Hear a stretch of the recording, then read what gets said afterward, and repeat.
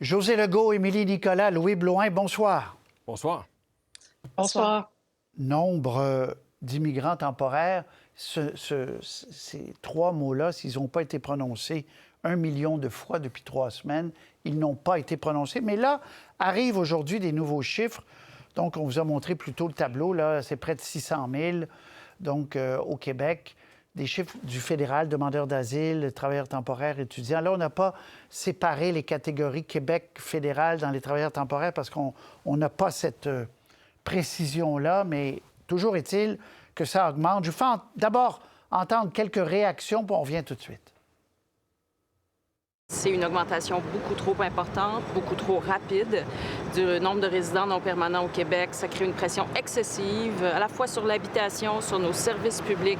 Alors, on demande à ce que soit adopté de la part du fédéral un plan costaud, d'une part pour répartir les demandeurs d'asile, parce qu'on regardait ça, et le Québec et l'Ontario, à nous deux, on reçoit plus de 90 des demandeurs d'asile.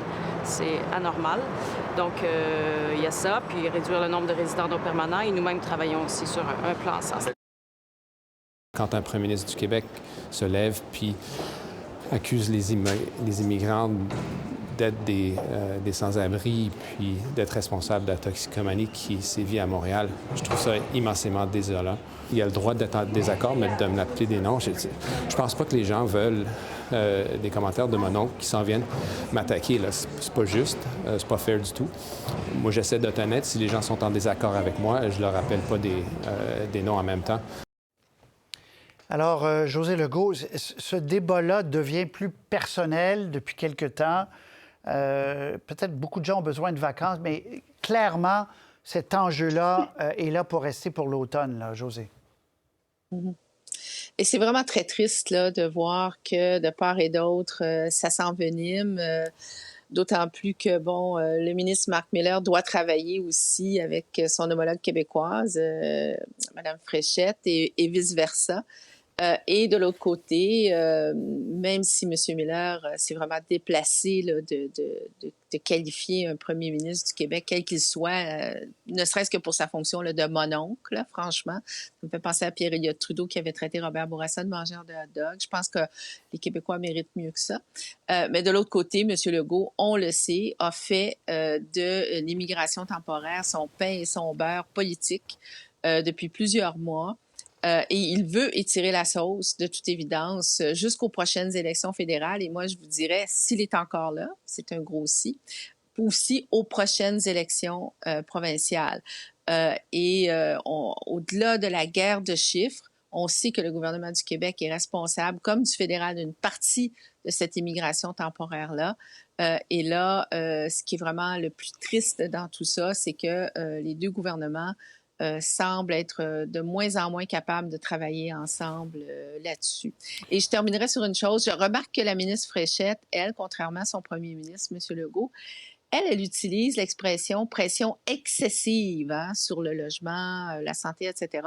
Tandis que M. Legault rend l'immigration temporaire responsable à 100 de la crise du logement, en santé, etc., alors qu'on sait que c'est tout à fait faux, que c'était des crises qui étaient préexistantes et que c'est un facteur aggravant, mais ce n'est pas la cause. Donc, c'est très difficile pour la population de s'y retrouver devant un si mauvais spectacle là, de part et d'autre. Oui, et Mme Fréchette qui a rappelé que dans les catégories gérées par le Québec, il travaille sur un plan de réduction également, parce que le fédéral avait dit « Et vous, que ferez-vous? » Émilie Nicolas, sur cette joute qui est loin d'être terminée d'abord.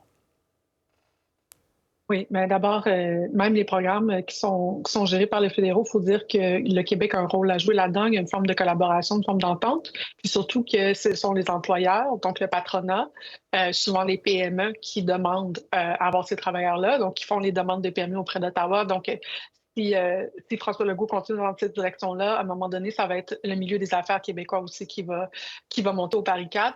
Ceci dit, pour la joute politique, juste dire que 2 dossiers en ce moment qui ont bougé. Il y a celui des travailleurs temporaires et puis les allers-retours assez peu poétique qu'on a vu dans les derniers jours. Puis, il y a la question de 750 millions de dollars qui a été octroyé par Ottawa à Québec pour la question des demandeurs d'asile. Et sur ça, au niveau de la joute politique, je ne sais pas si on réalise qu'il y a eu un ressac du côté des autres provinces canadiennes, où Terre-Neuve et maintenant la Colombie-Britannique sont en train de demander un recalcul de la péréquation parce qu'essentiellement, les gens sont jaloux que Ottawa a donné cet argent-là à Québec. Ils disent pourquoi est-ce que vous aidez Québec, non pas sur le dossier des demandeurs d'asile, mais sur, par exemple, la proportion de seniors qu'il y a en Colombie-Britannique, les coûts que ça cause sur le système de santé. Donc, ce qui est en train de se passer, c'est que la difficulté pour Ottawa d'aider Québec est augmentée par le fait que partout dans les provinces de l'Ouest, il y a un mouvement aussi par les premiers ministres conservateurs qui cherchent à attaquer essentiellement la faiblesse de Justin Trudeau, qui n'est pas très populaire dans les sondages. Et je pense que c'est important pour comprendre ce que François Legault fait, d'attaquer Justin Trudeau, qu'en fait, le premier ministre fédéral et Mark Miller et tous les ministres du gouvernement à Ottawa sont attaqués de toutes parts par à peu près tous les premiers ministres provinciaux. Et puis que le Québec, c'est une des parties de ce qui est en train de se dessiner à Ottawa. Oui, j'allais dire, c'est barre ouvert, Louis, parce qu'on s'en permet davantage. Émilie fait référence aussi au premier ministre de la Colombie-Britannique qui a dit, je ne pense pas qu'il a utilisé le mot scandale, mais il a dit que ce n'est pas du tout une bonne affaire, ce 750 millions-là pour le Québec. Et ça nous indique que ça peut corsé, certainement... oui, voilà. Ben, c'est que ça va peut-être s'inviter à la prochaine campagne électorale. C'est ça que c'est en train de nous inviter. C'est que c'est un sujet qui risque de s'imposer, surtout si ces allers-retours continuent entre le gouvernement du Québec, Ottawa, mais là, maintenant, d'autres provinces. Et là, la guerre de chiffres, elle n'est pas terminée, Patrice, parce qu'à l'instant même, j'ai changé des textos avec le bureau de M. Miller qui dit, attention, c'est pas 600 000 résidents non permanents. Nous autres, notre calcul, ça nous met 200 000 plus bas, à peu près, autour de 400 000. Le calcul est différent. Il dit, nous, on tient compte des gens qui ont quitté le Québec pour s'en aller ailleurs. Alors, il semble qu'il y a un appétit pour continuer ce débat de chiffres. Moi, la question que je me pose, c'est à la table entre M. Miller et Mme Fréchette, dans les coulisses cet été, qu'est-ce qui va se passer? On voulait arriver à une cible cet automne de réduction de l'immigration temporaire. Est-ce que ça va faire un peu déraper ces efforts-là? Chose certaine, prochaine campagne électorale, moi, je vois un fossé qui est en train de se creuser encore plus profondément entre les libéraux, les bloquistes éventuellement aussi sur cette question-là. Il va y avoir un affrontement dans plusieurs circonscriptions autour de l'île de Montréal et j'ai l'impression que le sujet de l'immigration va continuer de s'imposer et que le débat politique, malheureusement, risque de s'amplifier autour de cette question. Et ça sera important de voir ce que M. Poilievre propose. Là. Parce que M. Legault nous disait en début de semaine, bien, je verrai, je lui demandais, est-ce que vous allez appuyer comme l'autre fois les conservateurs? Ça va dépendre de ce qu'ils nous offrent. On n'a pas ces cibles encore. On n'a pas ces cibles encore. Et très rapidement, José Émilie là-dessus, M. Poilievre évite trop d'entrer dans le ring tout de suite, là, Émilie. Non, il évite effectivement d'entrer dans le ring tout de suite et c'est probablement à son avantage. Je le crois lorsqu'il dit qu'il ne se sent pas menacé pour l'instant par Pierre Poilievre, parce que la ligne d'attaque de Pierre Poilievre, qui est de dire que Yves-François Blanchette travaille en coalition avec le gouvernement de Justin Trudeau, elle est un peu forte en café, étant donné l'historique, la manière dont les Québécois comprennent le rôle du Bloc québécois à Ottawa.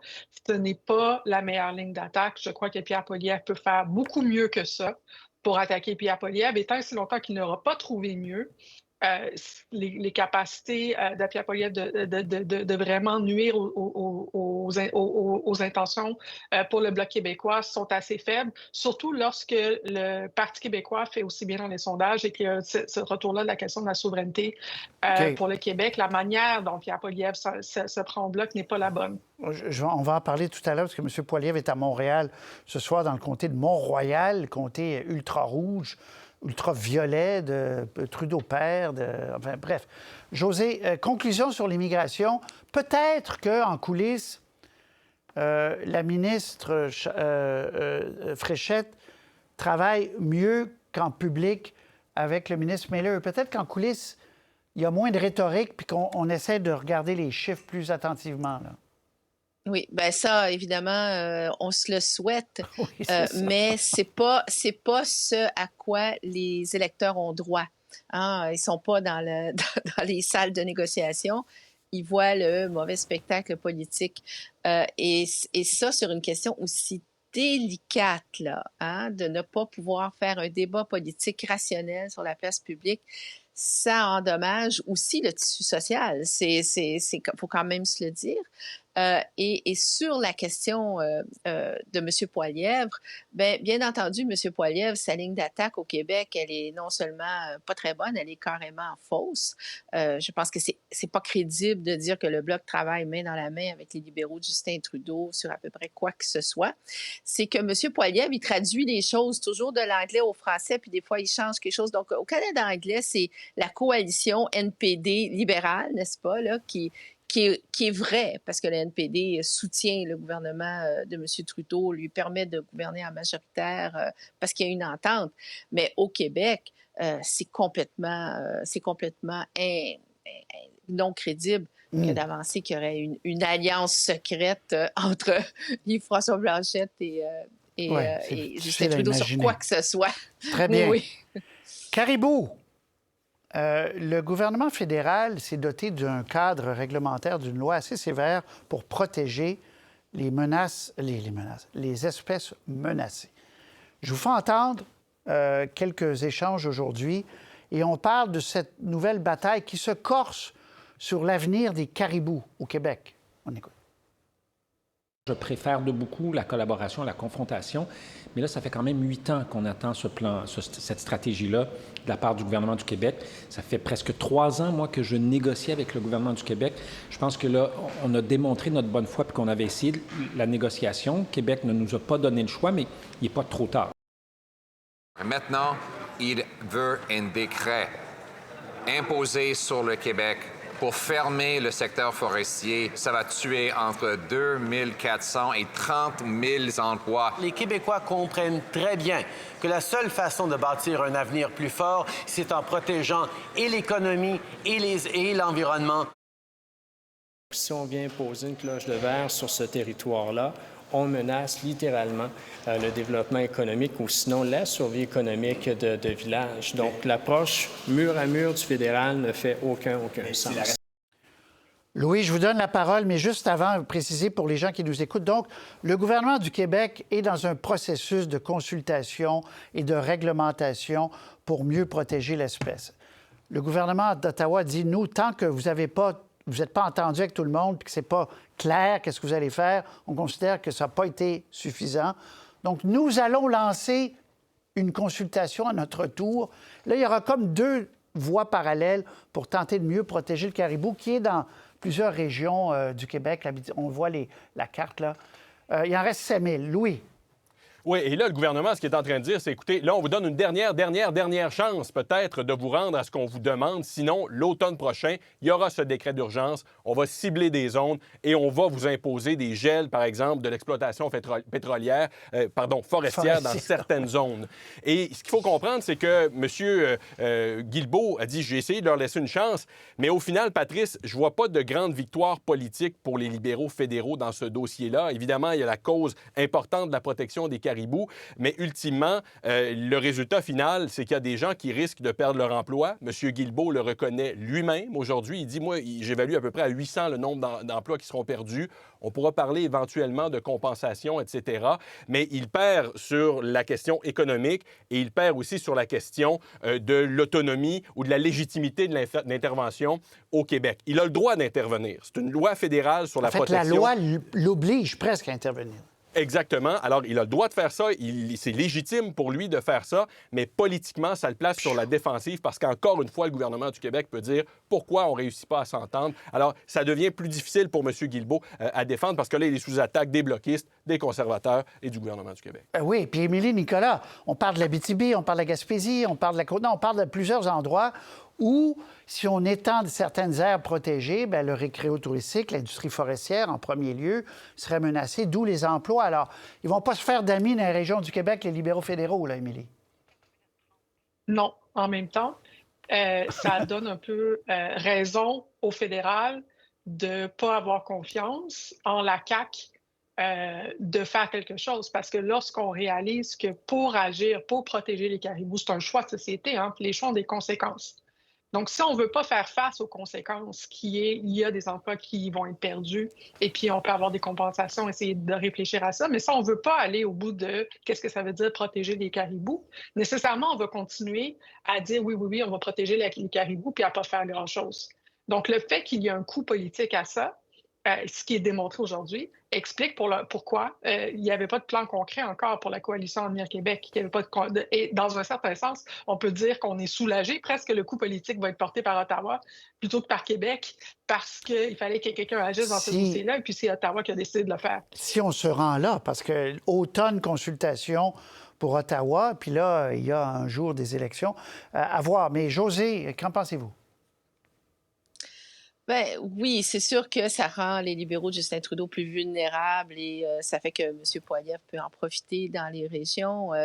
Cela étant dit, c'est aussi une manière de forcer la main au gouvernement Legault qui a trop traîné dans ce dossier-là, de voir encore aujourd'hui le ministre de l'Environnement se tromper de poste finalement, où il se porte à la défense d'une industrie plutôt que de l'environnement et dans ce cas-ci des caribous.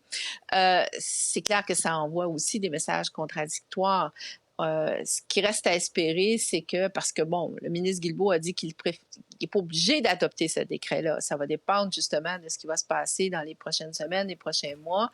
Le gouvernement du Québec va être fortement consulté, bien entendu, parce que c'est une juridiction partagée. Et là, il faudrait que chacun puisse identifier correctement les régions parce que il semblerait que ce serait ciblé si ça se fait. Ce ne serait pas une cloche de verre, comme disait le ministre Charette, là, sur quasiment là, toutes ces régions-là tout entières. Donc, c'est délicat, mais c'est clair qu'il faut faire quelque chose. Et si le gouvernement Legault ne veut pas se faire damer le pion ou se faire obliger à faire ce qu'il ne veut pas faire par le gouvernement fédéral, bien, qu'il propose quelque chose de concret puis qu'il le fasse plus rapidement. Oui, on prétend qu'il y aura quelque chose de concret parce qu'il y a eu des consultations au Québec et qu'on arrive, il y a déjà eu, mais que ça ne va pas assez loin aux yeux d'autres parce qu'il y a des barèmes. C'est un dossier, je me suis intéressé au caribou aujourd'hui. Je vous avoue que j'étais un peu ignorant. C'est un dossier assez complexe, là. C'est des bêtes effectivement menacées, Louis, et à suivre. Bon, il reste 1 minute 30, très rapidement. On le disait, M. Poilievre est au Québec ce soir, Louis Blouin, dans le comté de Mont-Royal. Vraiment? Point d'interrogation. Donc, eux croient sûrement en leur chance, non? Oui, et là, ils vont annoncer leur candidat ce soir, Patrice. On a appris que ce serait Neil Oberman, avocat, qui a représenté là, cette demande d'injonction pour le campement à l'Université McGill il y a quelques semaines. On est dans le comté d'Anthony Housefather, qui a eu des problèmes, qui a pensé quitter le caucus libéral.